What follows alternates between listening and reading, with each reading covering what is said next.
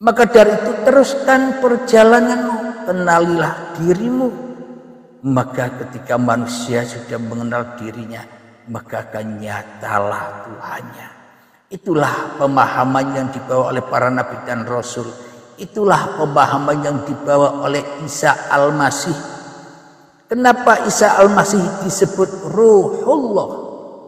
Karena Isa Al-Masih sudah menyerahkan bahwa hidup ini Allah, maka kembali suci, kuduslah rohnya. Nabi Muhammad pun juga begitu. Muhammad, bukan kamu yang melempar itu ketika kamu melempar, tapi aku yang melempar. Itulah tanda bahwa para nabi dan rasul sudah mencontohkan bahwa kita harus kembali kepada Allah agar kita tergolong kepada golongan Rasul-Rasul Allah, utusan-utusan Allah, bukan utusan setan, bukan utusan hawa nafsu. Jadi ketika manusia tidak kacau lagi hatinya, sudah damai dengan dirinya, maka ia akan berdamai dengan Tuhannya. Hidup hanya dirasakan enjoy saja, apapun yang sudah ditetapkan Tuhan. Ditetapkan miskin, enjoy. Ditetapkan kaya, enjoy. Pokoknya dalam keadaan apapun selalu enjoy, tenang. Kenapa? Allah yang maha mentakdirkan dan Allah yang maha mengatur segalanya. Jadi enjoy saja. Itulah yang dimaksud mereka mendapatkan pahala di sisi Tuhannya. Apa maknanya? Tenangnya hati, luasnya hati, sehingga tidak bisa dibakar lagi, sehingga sudah tidak bisa diterobos, dimasuki setan, iblis, jin, dajjal, ya'juj wa ma'juj, tidak bisa masuk lagi. Kenapa?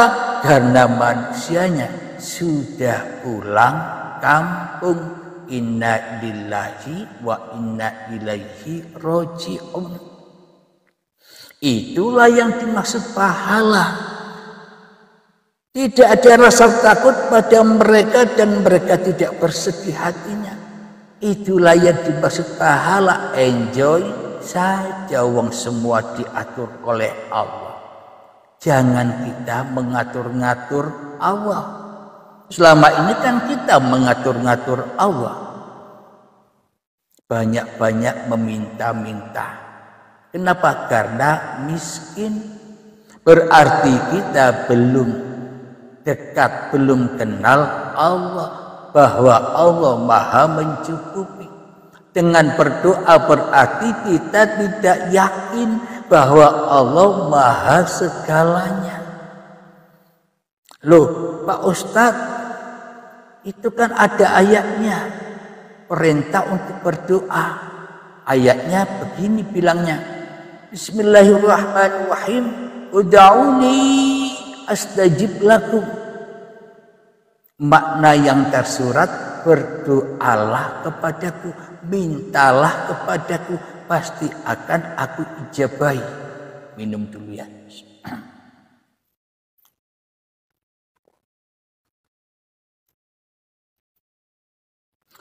Coba kita hayati, kita pahami bersama. Bila ud'uni astajib lakum ini dimaknai secara syariatnya, berdoalah kepadaku, pasti akan aku ijabahi, pasti akan aku perkenankan, kata Allah. Logikanya, bila pemahaman secara syariat seperti ini, bila memang benar, yakni kata ud'uni itu adalah berdoa, berarti seluruh manusia tidak ada yang miskin. Karena seluruh umat manusia tak satu pun ingin hidup miskin, ingin hidup kekurangan. Seluruh manusia ingin hidup enak, kaya raya, banyak uang. Berarti bila kita berdoa kepada Allah kok tetap miskin, berarti ayatnya palsu. Bukan ayatnya yang palsu, pemahamannya yang salah. Bila ayat itu memang benar-benar bahwa berdoalah kepadaku, maka akan aku ijabahi. Berarti seluruh manusia kaya semua, tidak ada yang miskin. Tapi kenyataannya, logikanya yang kita saksikan selama ini, banyak orang yang miskin, fakir miskin daripada orang yang kaya raya. Berarti arti dari ud'uni astajib lakum batal. Kenapa kok saya katakan batal? Karena tidak terbukti. Buktinya apa? Banyak orang yang miskin. Tapi makna mutasyabihat, makna yang di sebaliknya, rahasia dari rahasia makna yang tersurat adalah ud'uni, datanglah kepadaku. Bukan berdoalah kepadaku, datanglah kepadaku, menghadaplah kepadaku, pulanglah kepadaku, astajib lakum, maka akan aku sejahterakan. Jadi bukan diutus berdoa, tapi diutus, diperintah datang menghadap, mutu qabla antal maut. Terbaiatnya hati dari kemanusiaannya baru bisa datang kepada Tuhannya. Bila sudah mati syahid, mati kemanusiaannya di dalam kesaksian Tuhannya yang hidup, maka manusia akan selalu sejahtera hidupnya. Enjoy saja.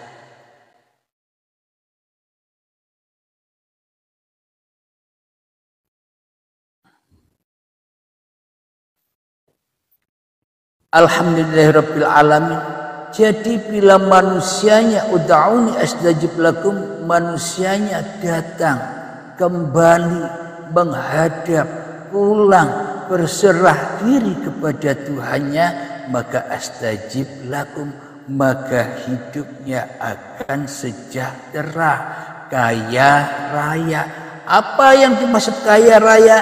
Tidak minta-minta lagi, tidak berdoa-doa lagi, tidak miskin lagi. Kenapa? Allah Maha Kaya, Allah Maha mengatur segalanya. Coba kita hayati. Apa yang paling agung, yang paling besar, dan hal yang terhebat, hal yang terbesar di dunia ini? Apakah harta, tahta, pangkat, jabatan, ilmu, amal? Itu semua akan jadi daun yang berhamburan dan dimakan ulat. Itu semua hanya menyesatkan manusia. Maka dari itu, bila manusianya sudah berserah diri kepada Tuhannya, maka Tuhanlah yang menguasai manusia. Itulah amal soleh. Tuhanlah yang menghendaki manusia. Itulah amal soleh. Tuhanlah yang menghidupi manusia. Itulah amal soleh. Itulah yang dimaksud sholat daim itu. Itulah yang dimaksud aqimis sholata lidzikri. Itulah yang dimaksud mendirikan sholat itu. Jadi amal soleh itu di sisi Allah bukan amal soleh seperti di sisi manusia. Amal soleh di sisi manusia, anggapan manusia selama ini amal ibadah raga-raganya. Tapi amal soleh di sisi Allah, bila hatinya bersih suci dari kemanusiaannya, Karena manusia sudah fitrah kembali kepada kemanusiaannya yang tidak ada. Fitrahnya manusia tidak wujud, maka hanya Allah lah yang berkuasa. Itulah yang dimaksud amal soleh. Itulah yang dimaksud mengabdi. Jadi sudah tidak punya iman lagi. Jadi iman di sisi Allah adalah bila manusianya sudah tidak beriman lagi. Apa maknanya? Bagaimana mungkin manusia disebut beriman wong manusianya sudah tidak ada? Allah lah yang beriman kepada manusia. Allah lah yang mempercayakan bahwa kewujudan diri manusia ini adalah Tuhanlah yang berkuasa. Itulah yang dimaksud sebenarnya manusia tak satu pun bisa menyembah mengabdi kepada Allah, tapi Allah lah yang menyembah, Allah lah yang mengabdi kepada manusia. Tapi paham ini bukan paham kemanusiaan loh ya. Bukan paham dunia, bukan paham penduduk dunia, tapi paham penduduk akhirat. Apa maknanya? Bila manusianya masih merasa beriman, berarti masih ada manusianya. Namun bila manusianya sudah tak merasa beriman lagi, berarti kan yang ada hanya Tuhan. Bagaimana mungkin manusia masih mengatakan aku beriman? Berarti yang diimani masih diri kemanusiaannya yang merasa beriman. Jadi bagi orang-orang yang beriman itu ya enjoy saja. Wong semua berjalan di dalam takdir Tuhan. Semuanya berjalan di dalam ketetapan Tuhan. Maka dari itu tak perlu bicara iman lagi. Enjoy saja. Semoga bisa dipahami ya. Jadi tak perlulah kita memperdebat-debatkan agama, memperdebat-debatkan keyakinan. Bila keyakinan kita sendiri, bila diri kita belum kembali kepada Allah, sama halnya orang buta berdebat dengan orang buta. Sama-sama butanya tebak-tebakan. Ayo ini apa? Yang satu bilang ini piring, yang satu bilang ini gelas. Enggak ini piring, enggak ini gelas. Sama-sama mempertahankan pendapatnya sendiri karena dirinya merasa benar, karena sama-sama buta. Coba hayati, bila hati kita sudah berpasrah diri kepada Allah, maka kita tidak buta lagi. Dan kita akan bisa menuntun orang-orang yang buta. Karena manusianya sudah terlihat mata dohir batinnya, tidak mata satu lagi, yakni mata Dajjal yang dilihat hanya dunia saja. Maka bagi manusia yang sudah melihat, sudah terbuka mata hatinya, maka ia bisa menuntun orang-orang yang buta. Meskipun orang yang buta bilang ini gelas, orang yang melihat mengiyakan saja, iya. Kenapa? Karena memakluminya orang buta. Jadi orang yang melihat harus ngalah.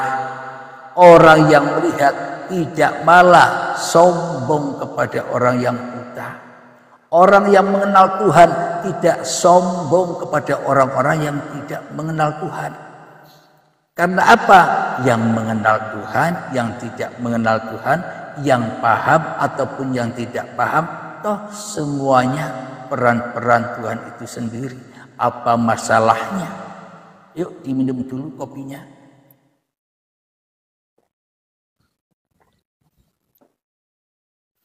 Maka dari itu, bagi orang-orang yang sudah kebal hatinya, kebal apa maknanya? Karena sudah di dalam kerajaan Tuhan, maka punya ilmu kebal. Dihina orang enjoy saja, dimaki orang enjoy saja, direndahkan orang enjoy saja, disalah-salahkan orang enjoy saja. Kenapa? Sudah punya ilmu kebal. Apa yang dimaksud, apa yang keluar dari mulut orang lain, apa yang keluar dari persangkaan orang lain, tak sebiji darah pun itu kekuasaan orang lain. Karena sudah tembus pandang, sudah bisa memandang di sebalik manusia, yaitu itulah peran-peran Tuhan itu. Tuhan memerankan orang lain untuk menghina saya, Tuhan memerankan orang lain untuk menghujat saya, Tuhan memerankan orang lain untuk mengkafir-kafirkan saya, Tuhan memerankan orang lain memurtad-murtadkan saya, menghina-hina saya. Jadi enjoy saja. Kenapa? Yang disaksikan, yang nyata, yang terlihat hanya wujudullah. Tapi bagi orang-orang yang buta mata hatinya, maka dicubit sedikit sakit tidak terima. Kenapa? Karena orang yang buta itu kebanyakan mudah tersinggung. Mudah tersinggung. Jadi orang-orang yang sudah tidak buta hatinya harus sabar menghadapi orang-orang yang masih buta, bahkan menaungi, meliputi, menyayangi mereka. Kenapa? Karena sebenarnya mereka ya diri saya ya mereka, sama-sama diperankan Tuhan. Jadi tak ada satupun manusia yang sabar kecuali as-sabr itu sendiri. Alhamdulillahirabbil alamin. Semoga kajian di malam ini mudah dipahami dan bisa diaplikasikan. Caranya bagaimana sih untuk mengaplikasikan itu? Ya jangan diaplikasikan, enjoy saja. Ngapain? Bila manusianya sudah di dalam kendali dan kekuasaan Allah, kok masih mengaplikasikan? Sesungguhnya hanya Tuhanlah yang mengaplikasikan manusia ini. Diperankan apapun, ya tidak ada yang salah, tidak ada yang terkena dosa. Wong semua kuasa Tuhan. Namun bagi manusia yang tidak mau dikuasai Tuhan, yang tidak mau diatur Tuhan, yang tidak rela menerima ketetapan-ketetapan Tuhan, maka manusianya ya tak akan pernah hidup bahagia, tak akan pernah ada ketenangan di dalam hatinya. Alhamdulillahirabbil alamin. Semoga kita semua, bagi sahabat-sahabat yang baru hadir, ikuti di YouTube Uripe Spasi Allah, apapun yang sudah kita live-kan di TikTok ini akan digaji ulang atau diupload ke YouTube Uripe Allah, dan simak-simaklah di sana banyak judul-judul yang mungkin Anda mau cari judulnya apa. Seumpama mencari judul tentang surga, tulislah, ketik surga Uripe Allah, pasti nanti ketemu dengan judul yang dimaksud di channel Uripe Allah. Jadi mencari kajian apapun yang Anda inginkan, contoh kajian tentang burung ababil versi Uripe Allah, jadi versinya tidak usah ditulis, langsung burung ababil Uripe Allah, pasti ketemu dengan kajian tentang burung ababil di channel Uripe Allah. Kalau di belakangnya tidak ditulis Uripe Allah, banyak channel-channel yang lain yang bermunculan. Tapi bila di akhirnya ditulisi Uripe Allah, maka akan ketemu judul yang dimaksud yang ada di channel Uripe Spasi Allah. Alhamdulillahirabbil alamin. Sebelum kita adakan tanya jawab nanti sampai pukul 11 kurang setengah jam lagi, saya akhiri dulu. Assalamualaikum warahmatullahi wabarakatuh.